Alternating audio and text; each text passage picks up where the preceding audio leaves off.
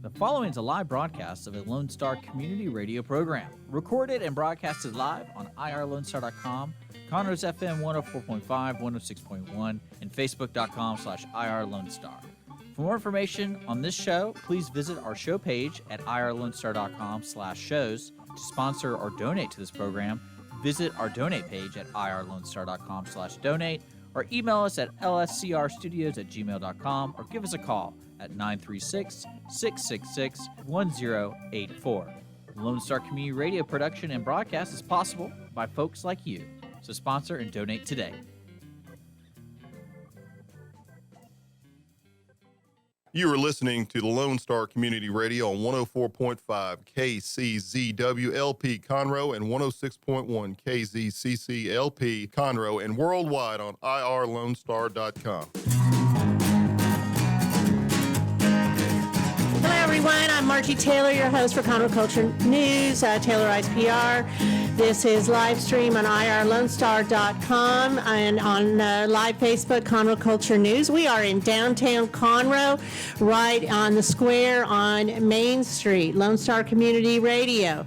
So my guest today will be talking about Teen Adult Challenge from Magnolia, and then we're going to also talk about the election for runoff that is coming forward in July, and that will be Scott Golemon for the 9th District Court of Appeals, and it's not just Montgomery County, it's 10 counties, but we'll get back to that shortly. So today is the first day of hurricane season, June 1st. We do not need a hurricane. Last one was 3 years ago. Harvey hit in August. So it doesn't seem like 3 years. But then again, the last couple of months have been really challenging, right, with this whole pandemic and everything. So my guest today, I have Leslie. Muzorewa? Say your last name? Muzorewa. We're just going to call him Leslie. Sure. And we have Micah Edwards, and they're going to talk about Adult and Teen Challenge, the Magnolia campus. And again, we're going to hear Scott Golemon for Chief Justice, 9th District Court of Appeals. This show is sponsored by Roger Stein Chiropractic, and they're located by Conroe High School. If you're a new patient, you can follow their Facebook to see how she's giving back to CASA with every new patient. It's only $25. So, a couple things that are going on. The Players Theater Company is doing a radio shows. I mean, why not? If they can't open the theater, they're going to do an old-time radio show. So they're bringing back the Great Gildersleeve, and they're having auditions via Zoom starting today. And if you want to know more about that, you can go on their Facebook page, which is the Players Theater Company. It's kind of a great idea. I know that the Crichton Theater was doing that with Stage Right for their Pinocchio showing. No, I'm sorry, it was Peter Pan showing, and that's upcoming hopefully in July if everything works well.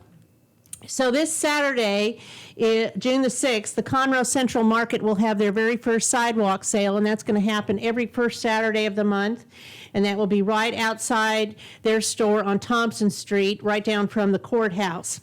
So that's from 11 to 4. Lots of unique items. If you've never been in there, they're in the old J.C. Penney building, and I believe it's 3 stories tall. Lots of vintage things, little knick-knack things that might be good for Father's Day. You know, since we're in June, you just know it's just going to happen here in a couple of weeks.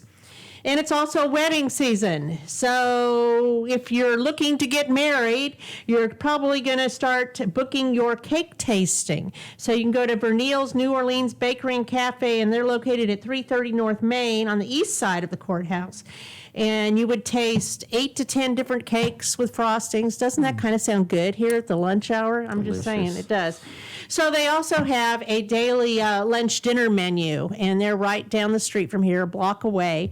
So go check them out. And their grand opening will be in August. So updates from the city of Conroe. All the offices are reopened. The court offices are open. Utility payment offices are open. The lobby is open, and the recreation center is open. They are not leasing facilities at this point. They're still on hold for that, but summer camp is open at the Oscar Johnson Community Center. That's ongoing. The pool is open, and they should have the new swim park open, I believe, in July. So we shall see. July 2nd will be the first Thursday concerts. It Yay. is starting up after holding off since April, and along with that will be the first Thursday market days also under the pavilion. So we'll cross our fingers on that at Heritage Park, July the 2nd, starting at 4 o'clock. Music starts at 7, I believe. So with that, we're going to roll into our first segment with Leslie and Micah. Hey, guys. Hi, Margie. How are you? I am good. As long as we don't have a hurricane come through here today, we're all good. A little humid out. So what exactly is Teen Adult Challenge? Well, Adult and Teen Challenge is a faith-based recovery program. And the emphasis on it is not so much the recovery, but also just helping people overcome life-controlling issues. That's right. It's basically because I think drugs and alcohol is definitely a symptom of the struggle that most people who come through Right. a program. It's a but crutch. It's not the core issue. If I can put it. I can so understand that succinctly. completely. Yeah. So that's it in a nutshell. So you get underneath to figure out what is actually causing the abusive behavior. Yeah, and really fundamentally, because we're faith-based, really we believe that Jesus Christ is the solution to the drug epidemic and anybody's problems in general. And that's why it's not just faith, it's just not recovery. It's more of a discipleship program. Okay. Yeah. So, Micah, you live at the Magnolia campus. I do. So tell me a little bit about your story. Wow.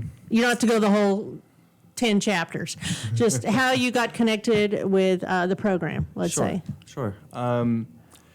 I came to Texas with a brief stint in the military, and unfortunately, due to my issues that were out of my control at the time, that didn't last very long or go very well. I ended up in Texas kind of down and out.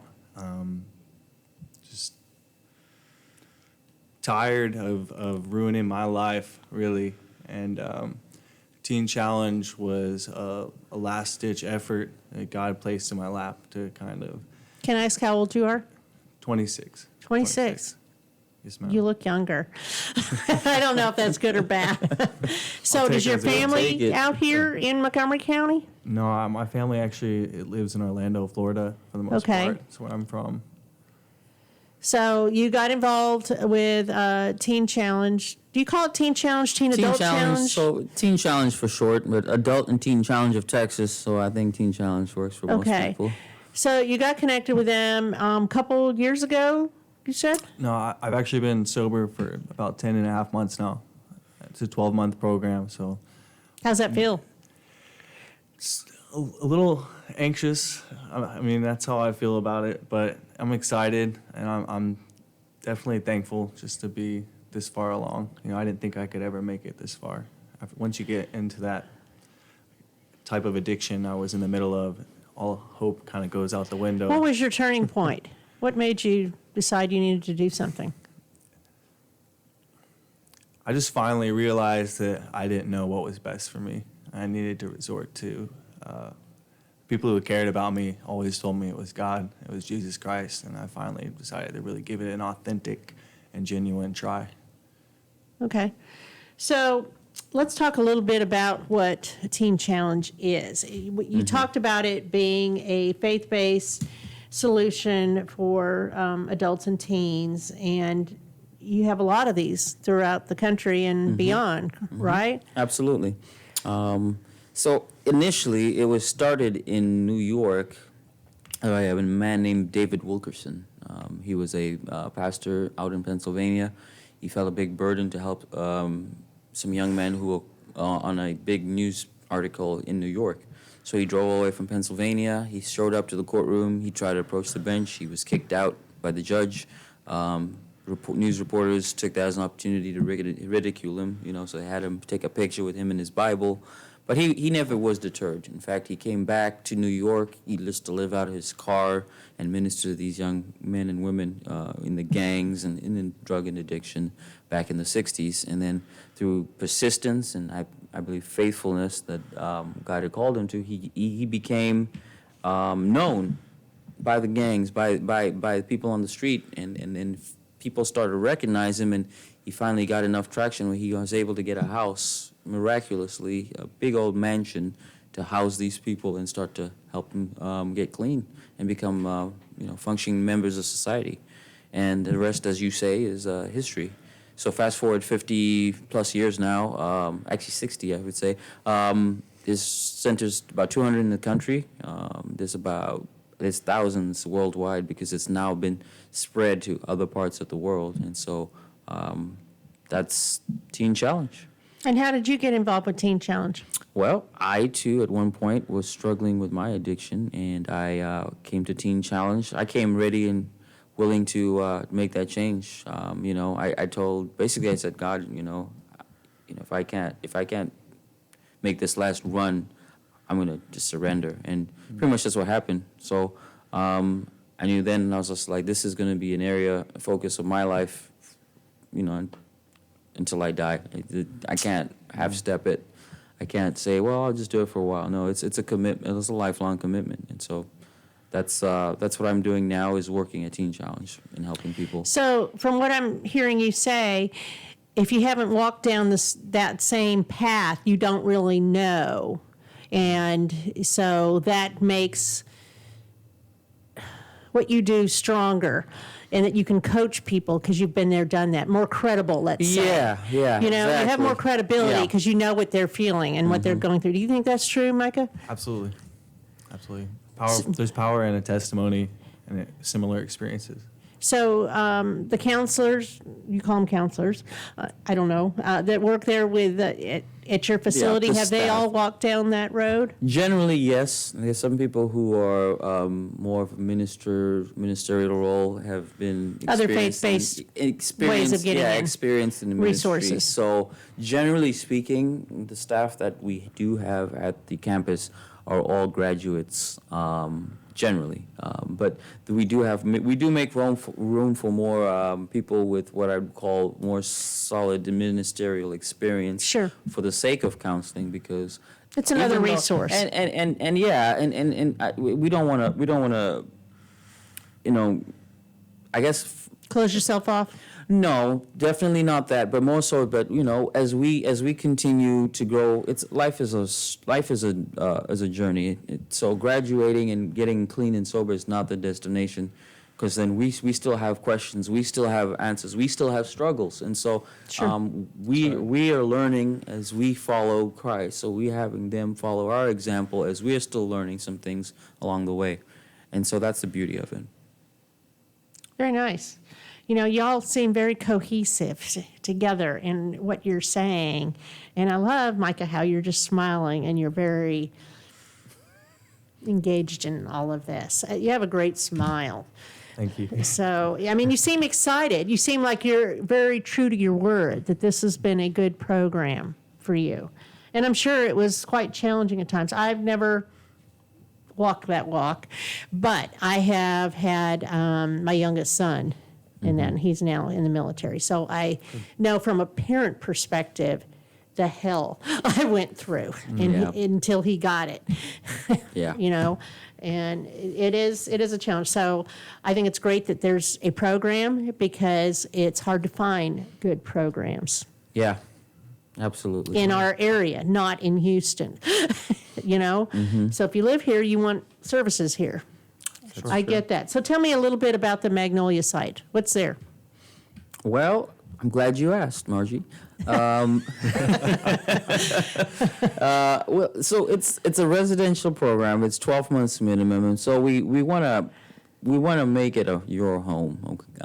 There's a classroom to do studies, but we also have a lot of we'll call them amenities, but they're basically based on more of a privilege, because we don't want to give people the impression that everything is in life is given to you. It's simply not. So You don't check into a hotel. It's not like that. no, not at all. In fact, we wake up in the morning. I'll give you a brief rundown of the daily routine. We wake up, we go to prayer, we do breakfast, we do chores, we go to class, and somewhere in between there, we're either working, whether we're doing landscaping or working in the kitchen, or off premises doing some sort of work job, which brings in a great deal of our revenue. So we're not just saying, hey, we want a donation. We're also saying if you have work that needs to be done out there. What kind of work? Well, Micah, you want to share that? Yeah, sure. We have had a wide variety of different jobs. We've actually had the privilege to work a lot of concerts and sports events. How's that going? Doing security. Yeah, right now, not so great. But some of my most memorable times in the last year have been like just opportunities to see concerts and shows I wouldn't have in my addiction. You know, even if I'm working them, it gives me an opportunity to not only pave the way for my program, but the person that comes after me. Sure. And to get some cool experiences, you know? Yeah. We also do some lawn work, labor. I remember one time, me and this other guy, he's actually formerly a project contractor, engineer type role player, and we went out to deconstruct this lady's flooring, and I just learned so much that day because I do Hands-on. not have much hands-on experience with labor work, but that's just an example of things you get to do in Teen Challenge. Learn all kinds of trades and skills because everyone has something unique to bring That's to the table. cool. And work ethic. That's a big one. Sure. Yeah.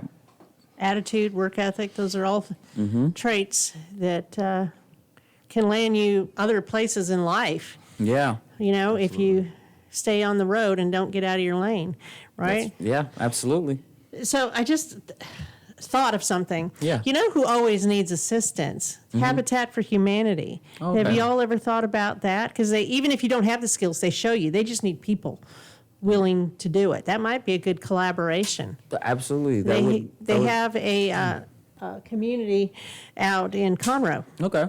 Yeah, and they're building 9 homes this year for Wow. families that are eligible. They have to put in sweat equity, but they can't do it all themselves. Just as a Understood. thought, I Yeah. think that might be a collaboration to help get your name out too. Absolutely. Just saying. Absolutely. I appreciate So- that. How do you apply? How do you apply for work? What are the criteria that you're not to work? How do you apply to get in the program? Well, so part of it is the process starts with a desire. If you have a desire to get well and get clean and sober, give us a call. The process from there is we will assess based on, certain things. Like we don't typically reinforce or admit people who are dependent on certain psychotropic medication. It's a faith-based, so we rely strongly on the faith component of our wellness. But the other part is we do require applicants to do a blood screening for typically the most common indicators on that blood screening would be hepatitis A, B, and C, tuberculosis, and HIV. COVID? Yeah, and that's about it. So once you have the blood screen, then we can move on with a interview. Will be conducted by our admission staff, and just to make sure that it's the right fit for them, just as it is for us. Sure. Because sometimes we cannot provide the care that is required for certain individuals, and we don't want to necessarily disrupt the overall care and management of a group of people. But generally speaking, God's usually in control, and we get the right people in, and usually it works for them. As far as I've been there, I haven't seen anyone. How long have we've you had been to there? turn there. So I would say I've been there about a year. As a program student, so to be a total of 2 years since I've been to Teen Challenge. So 1 year as a student and another year and a half as a year and a half as a student, and then the other. Oh wow! So it's 3. Sorry. Time flies. Yeah, I that's know. crazy. Yeah, I was there in So 2018. you have your application on your website, teenchallengetexas.org. Yeah. I'm assuming. Yep. And is there a cost to this program? So there is a $1,500 induction fee, which covers the costs and expenses of each student for the initial first portion of it, room and board, and typically just all the necessary expenses for that period of time, which is far cheaper than any place that I'm aware of. And it's a year program, 12 months. Yeah, it's a year program. And, you can mess up, I'm imagining that happens, right? Of course. Because we're human. Right. And if you're dealing with addictions, things happen. And then you just have to get back on track, Yeah, right? absolutely. Hopefully Absolutely. learn from your mistakes and move forward. Well, yeah, and I might say that, just because it's 12 months, it's a 12 months minimum. So some people do really need more encouragement and time in focusing on themselves, and so we allow that. We allow more time if needed, because we're not trying to. The goal is to have a whole and full recovery. We don't want to send people out half prepared. And so, yeah, there's it's a minimum of 12 months. But So it's a could be more. mutual feeling that you're ready to roll and graduate and be done. Typically, we kind of have to say, slow down there, bucko. But, I mean, we want to... Stay the course. But we want to put people out who are ready and confident. We want to have confidence in them that they're going to be able to withstand the Exist. temptations that Sure. come with it, because a lot of times, and I'll speak about myself, so there's a portion, like, you can go through the program, but there's also another portion, so people who've graduated who may actually go through a process of relapse and actually come back and do what they call a restoration program. And this is a 3 to 5 month program. That's what I was going to ask, if you have an aftercare program. So yes, there is, and it's tailored a lot like Tailored. yes, tailored. No pun intended. So it's tailored towards helping you learn from those mistakes, and I was one of them. I really thought I had a grip on life, but I was still pretty self-reliant, and so that was my big turning point. And was when I realized that I don't have all the answers, even when it seems so, there's always room to grow and learn, and I have to have that attitude continually, because pride comes before the fall. I believe that. Okay, so what's coming forward? How can people get involved? Well, I'm glad you asked. We have several things. One of the biggest things that we're really excited about is that we have now finally got what we call the third phase, which is the second portion of the program. Before, we'd have to send them to our Brennan campus for them to do third phase, but now we can house our own students and have them go to work, come back, live on campus, and save their earnings from the job so that they can prepare themselves and transition into society. And so that's big. We still currently looking for help in helping furnish the dorms, because it's a 42-bed dorm with metal lockers. We're looking for probably sound equipment for our worship area. Could somebody just contact you? Absolutely. Okay. Yeah, we're looking for sound equipment for that. We're looking to help, bedding for that, furniture, because it's going to have a common room area, and even if you can manage maybe some old, home games, sports games, board games, sports equipment, all the things that's going to have, just to break down some of what I'd call the mundane routine stuff that the guys have to go through daily. So donations of goods. You can also sponsor a client that's Yes. in residence there. Absolutely. In fact, that's a really, really, very, really good point you brought out, Margie. So one of the things that most guys do or have struggle with coming through is that there's a lot of burnt bridges. I know when I went through the program, it seemed like I had no one out there supporting me, and it may not have been true, but there was the perception. Like in a my mentor? mind. Well, more so just a friend or an advocate, Well, just to yeah. say, hey, you can do this, Right. and I Somebody remember there when you Yeah. start to struggle. Absolutely. You can call up on the phone or Absolutely. whatever. I think that's the biggest trap, is feeling like you're all alone, even when you're surrounded by people. And so just being able to sponsor someone and have that communication with a sponsor is essentially for $35 a month, we get to interact with this person. And 35, did you say? 35. That's nothing. Yeah, well, it's $35 a month. just $35 a month. So can they go on your Facebook page to find out more about this? Absolutely, Okay, because I absolutely. know a lot of people want to do that and do messaging and that. Yep.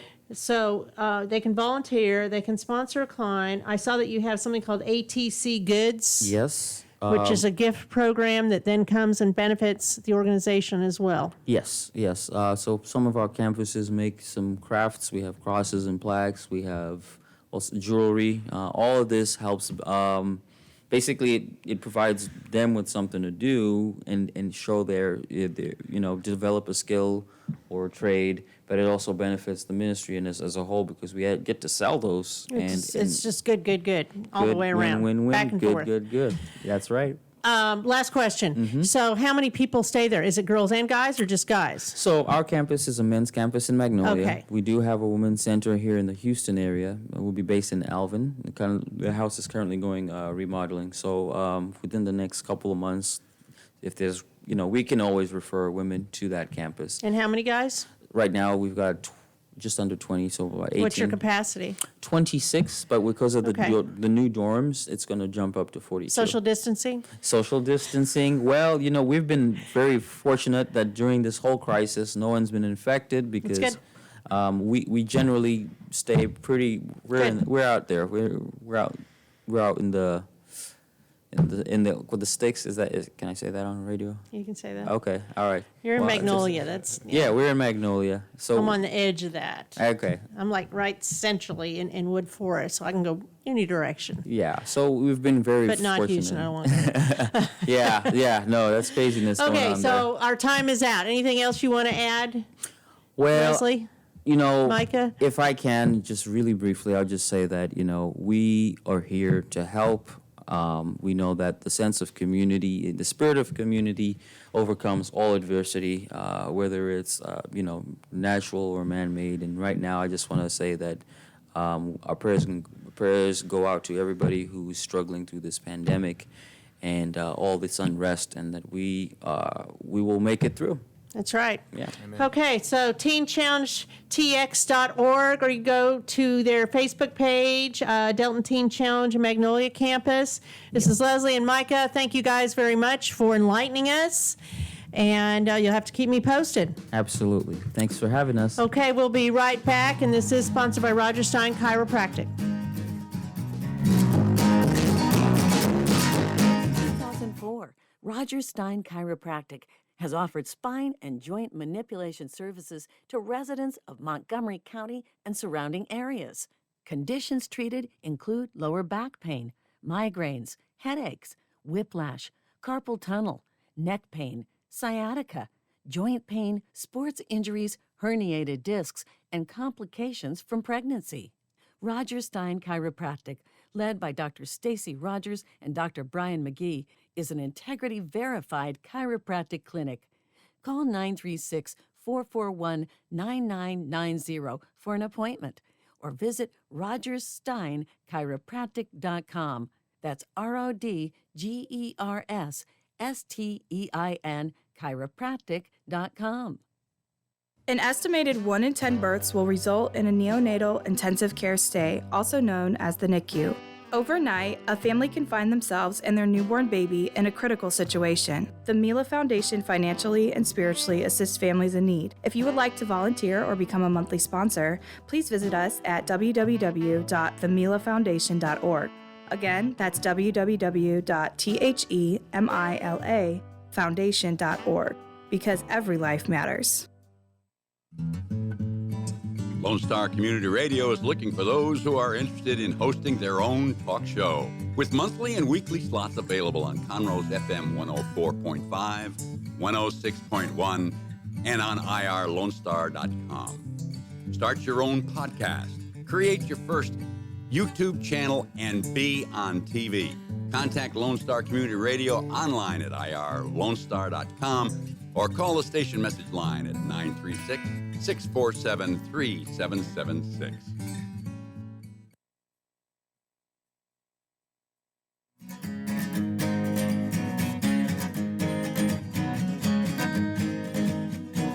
And we are back. I am Margie Taylor, Conroe Culture News, Lone Star Community Radio. This is live streamed on irlonestar.com, and we are in downtown Conroe. So for the second segment of the show today, June 1st, I have Scott Golemon, good friend of his, and their whole family. I've known him for many, many years. And he's a candidate in the runoff for Chief Justice, 9th District Court of Appeals. That's a whole mouthful. I have to make sure I get all the words right. Absolutely. So, I want to get into all about that, but when is the runoff election start? Well, the early voting actually is from June 29th through July 10th, 2 weeks prior to the runoff election, which actually will be on Tuesday, July 14. Okay, so let's talk about who you are and why you're running and why you're causing all this stress to yourself. Well, like Margie said, I'm Scott Golemon. I've been a practicing attorney for 31 years, predominantly civil litigation. And I tell you what's made me want to do this. I don't try cases just in Montgomery County. I work for Hope and Causey. We have offices in Conroe, Houston, San Antonio, and Kennedy. And we try a lot of cases across the entire state of Texas. I do a lot of trials in Harris County, San Antonio, some in Travis, some in Dallas and Fort Worth.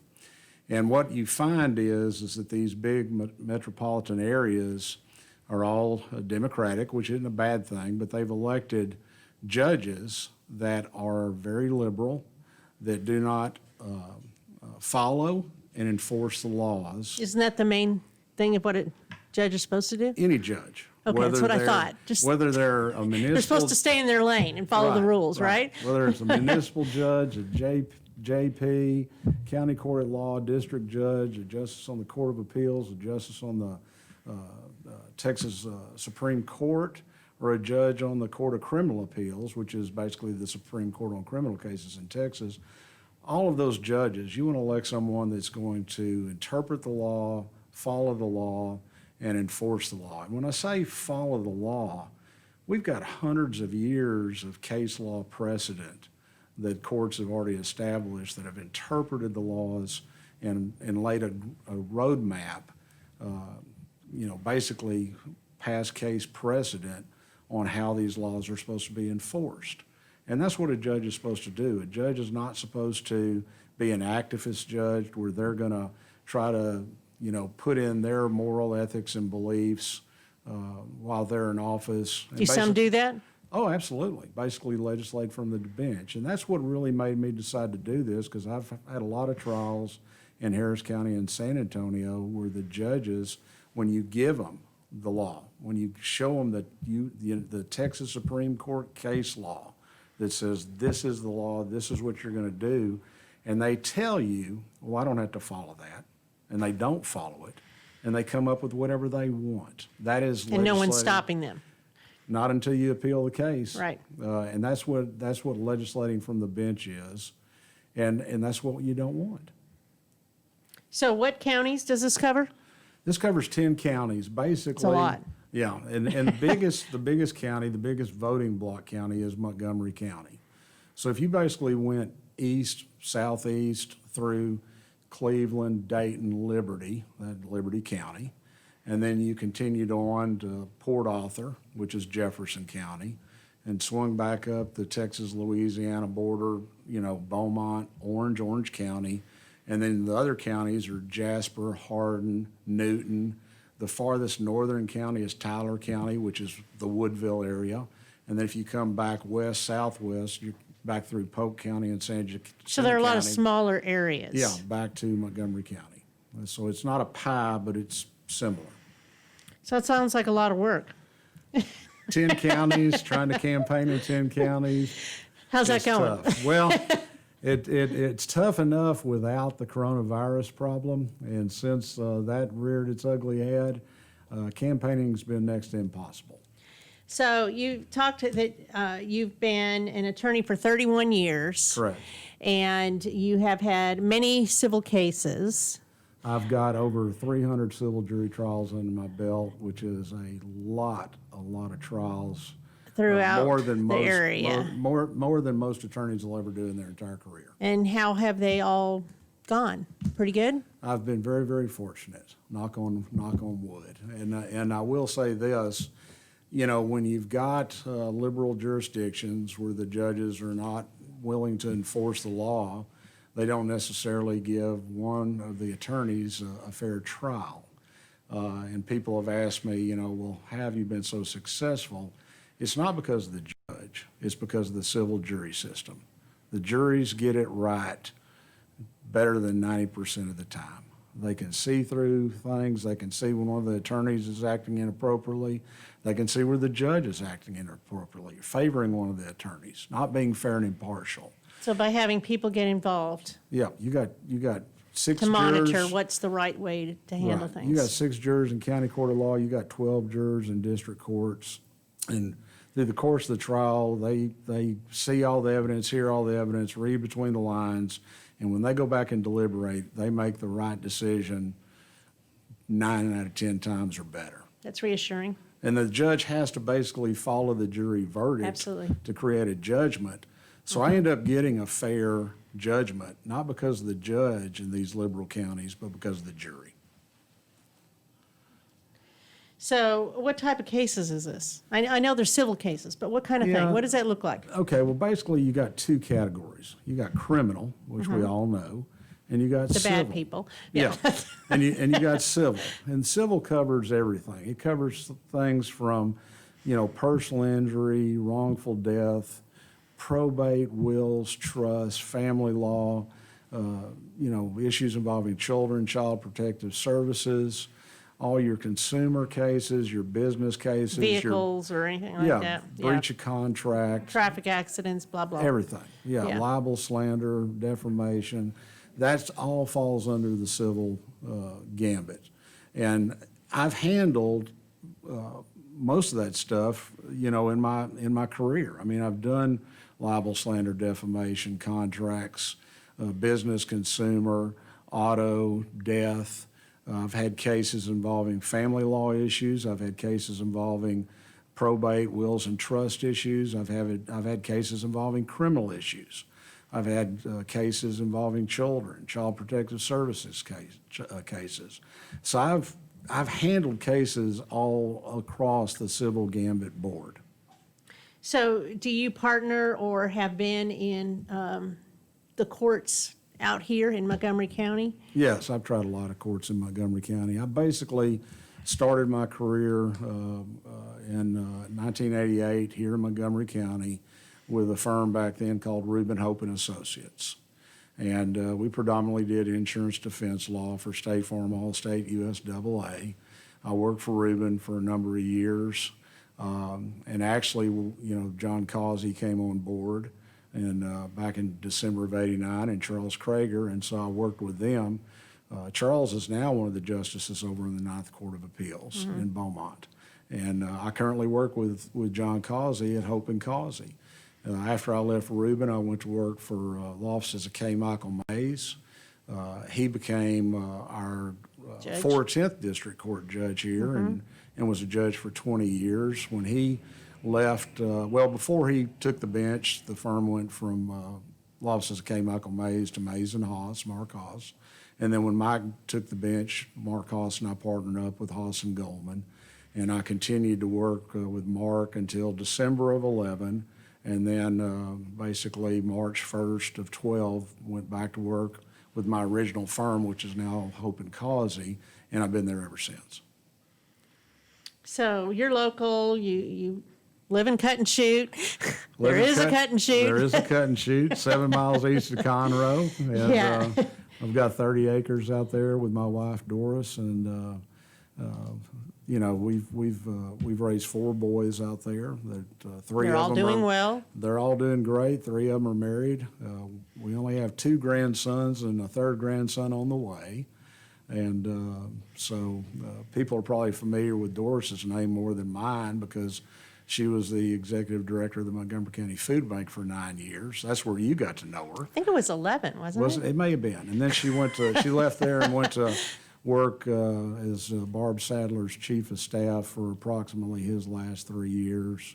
And after that, she ran for his spot, didn't get it, and then she's been home since then. Her 89-year-old mother lives with us, and her 96-year-old first father-in-law from her first marriage But it's lives all with one us. big happy family. Yeah, so we went from 4 overly rambunctious boys to 2 adult problem children. And if But you they're ask, good-natured, and they Oh, go yeah. a lot of places they with go, you. They go everywhere with us. And if you ask Doris, she's got 3 adult problem children, and I'm her biggest problem child. I have heard that. But that's okay. All right. So you're involved because you think it's important to follow the law, and that's what really gets your goat, per se, and you want to be a part of that as a judge. So what constitutional issues are there? You know, that's very misleading. And I'll say this, my opponent is campaigning on constitutional issues, and he's complaining about U.S. So there aren't constitutional issues? Yeah, but, well, yes and no. He's Okay. complaining about U.S. Supreme Court decisions over the years, and I don't want the voters to get misled. That's not what's involved. You don't do that? Well, no, because those decisions that were decided by the United States Supreme Court started off in federal district court, went to federal court of appeals, and then went up to the U.S. Supreme Court, and we're not involved. Those aren't in your that. cases? No, there's not a county court judge, a district judge. We've got 80 Court of Appeals justices and 14 Court of Appeals across the state of Texas. None of the justices on the Texas Supreme Court and none of the judges on the Court of Criminal Appeals are going to reverse the U.S. Supreme Court. So it's a sidestep. That has nothing to do. It has nothing to do with what we're doing. And basically, we're different. We're an intermediary court. That means that there's already been a trial in county court at law or in district You're an court. appellate court. Right. It's already been there, done that. Now, and people want to hear something else. Yeah, they've got a judgment. One of the parties is not happy, so they appeal it to the applicable Court of Appeals. And those 10 counties that I discussed, that Court of Appeals sits in Beaumont, Texas, and they hear those cases, whether they're criminal cases or civil cases from those 10 counties. So your office would be in Beaumont, Office is in Beaumont. and you'd commute? Yeah, well, the current Chief Justice, Steve McKeithen, who I'm asking for your vote to replace, he's got an apartment over there. He leaves Monday morning, goes over there to the court, and he comes back at the end of the week. Charles Krager has a garage apartment over there. That's what he does, and that's what I do. So there's too. ways to figure it out? Oh, yeah. Yeah. So, what is the contrast, without being negative, but what is the contrast between you and Jay Wright? Does he have as much experience as you do? He's got 34 years experience. Well, see, that's a lot, okay. About the same, you know, he does across the board.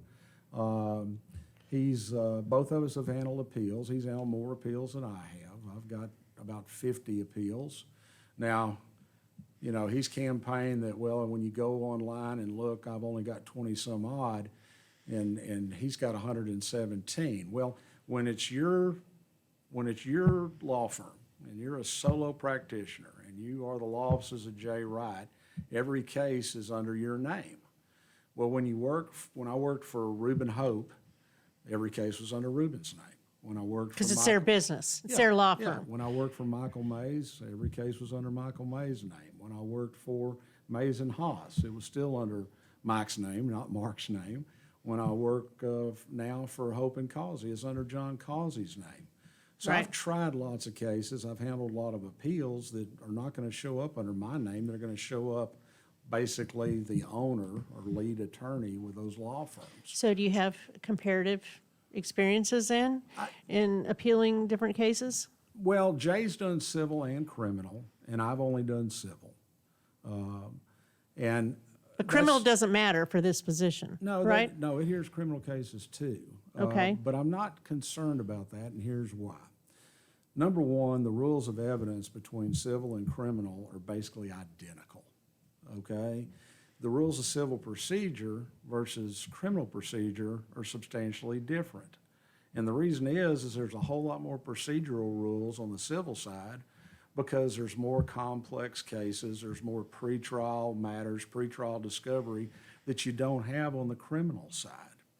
And so we're all educated, all of us attorneys running for these positions are educated. We can read the law, we can interpret the law, we can follow the law, and we can enforce the law.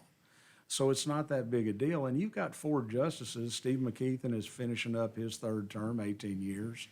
He's the only one of the 4 over there that ever tried a criminal case. And he tried 10 to 15 misdemeanor trials when he was the Montgomery County attorney. Never tried a felony case. Justice Krager, Justice Horton, Justice Johnson, they never ever did any criminal law whatsoever. And so all of them are working in their 2nd or 3rd term, and they're deciding these cases on a daily, weekly, monthly, yearly basis without any criminal experience. So you it's don't not have really to have it. that important. And let me, while I mention it, you asked about constitutional issues. There's going to be some constitutional issues, but it doesn't take a rocket scientist to figure this out. And they're mainly on the criminal side. Was the convicted felon, was he given Miranda rights? Was there a proper search, or was there an improper search and seizure? Did he have effective? So those things are pretty easy to figure out. It doesn't take a rocket scientist, and there's case law out there. I mean, did he have effective counsel in his defense or not? I mean, was the defense attorney during the criminal trial sleeping? And there's been cases like that, and they're reversed and sent back down for a new trial. Did the criminal defense attorney, did he know of witnesses that could establish an alibi for the person that was convicted, and those weren't called? That's ineffective representation of counsel that, you can appeal and try to get the judgment, the conviction set aside and sent back down for a new trial. So there's issues like that. Did he receive due process? But it doesn't take a rocket scientist to figure this stuff out. And there's lots of case law that interprets that and tells you what the law is to follow. And that's why we have 4 justices handling all these criminal appeals without any criminal experience, really. It's not that big a deal. So tell me about your endorsements. Oh, I've been endorsed by, I think, 5 right now. The Texas Patriot PAC, which is the big Republican Woodlands Tea Party. Republican Voters of Texas PAC, which is predominantly 80 to 90, predominantly women and some men, made up mostly from the 7 Republican women groups in Montgomery County.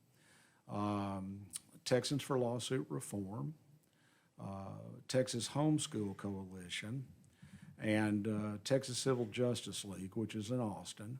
That's made up of, it's all businesses. It's made up from mom and pop businesses up to major corporations. And that PAC actually researches judicial candidates to determine who is conservative, who is going to follow and enforce the law. That's a big one. Yeah, and then they make endorsements. So I've got their endorsement too. So those are major, major endorsements. So what do you need from people besides their vote? Well, I need their vote. I need their support. And, before the primary election, we could go out and walk neighborhoods. We could leave our Push cards, brochures, yeah. push cards, on people's homes. There were groups, there was gatherings, there was forums, there was debates where we could get out and try to spread the word to people about Before ourselves. COVID. Before the coronavirus. And since then, everything's come to a screeching halt. There are no gatherings, there are no groups, there are no forums that we can go talk to people at. And, we went through 2 months where everybody's world was turned upside down. Nobody was interested in politics. And I wasn't going to go out and knock on people's door and ask them to come speak to me when they can't get out. That would be hypocritical. You're supposed to stay at home and I'm out walking. And I'm not going to leave these on people's door for them to open up and see something and pick it up that somebody else has touched. It's just common courtesy and professionalism and being concerned about everybody's health and well-being. Right. So there's been none of that. And things are starting to open back up now. There's some meetings that are starting to open back up now, but, you know, voter turnout in a runoff election is low, historically. And with Yes. the coronavirus, it's probably going to be lower. So the only way we can get the word out about ourselves is from the voters, researching us, learning about us. GolemonforJudge.com, F-O-R, Golemon, Yes, F-O-R. Golemon. like lemon. Yes. I remember Doris saying that so many years ago. Golemon. Just don't Go call me Lemon. Golemon. Don't call me Golemon. It's Golemon. Go lemon, though. Yeah. GoLemonForJudge.com. Or Golemon2020@gmail.com is my email. You know, my cell number, if you want to talk to me, is 936-520-2685. And you have a Facebook page, too, so you're easily found. Scott Golemon for Chief They Justice. can write a question on there, or they can get yard signs, or a business, they could put a big sign out in their business. That's right. And they can also, all those things are available if they go to the website, golemonforjudge.com. So I need the voters to support me, to Right. vote for me. That's but I need ultimately them- what you need. I need them to get out and spread the word. Social media, their contact list, their email list. I need them to spread the word to support and vote for Scott Golemon for Chief Justice, 9th District Court of Appeals. Okay, early voting starts June 29th and goes No, through, June 29th to July 10th. I said that, I was early voting, Yeah. right? Well, yeah, but you said July 29. Oh, okay, Yeah, June June 29th to 29th, July yeah. 10th. And election day is on July 14. 14th. Okay, so any dates coming up that you know of where someone could see you? That you know of? Nothing. I know in Montgomery County, the various Republican women groups are starting to schedule meetings. Okay, I know this Thursday, around 11 to 1 hours, that's Lake Conroe area Republican women. okay. Bentwater, the North Shore Republican women are going to be having a meeting this month at the Yacht Club in Bentwater. I think the Woodlands Republican women are going to have a meeting down in the Woodlands. So just go to the Republican Women of Yeah. Montgomery County and look and see when they're meeting, and you will probably be there. Yeah, if you go to the Montgomery County Republican Party website and go to their calendar, they'll have all these different events. So whatever events are starting to open back up, I'll be at. You'll be there. Yeah. Okay. This is Scott Golemon, and he is running for Chief Justice, 9th District Court of Appeals. Thank you, Scott. Thank you, Margie.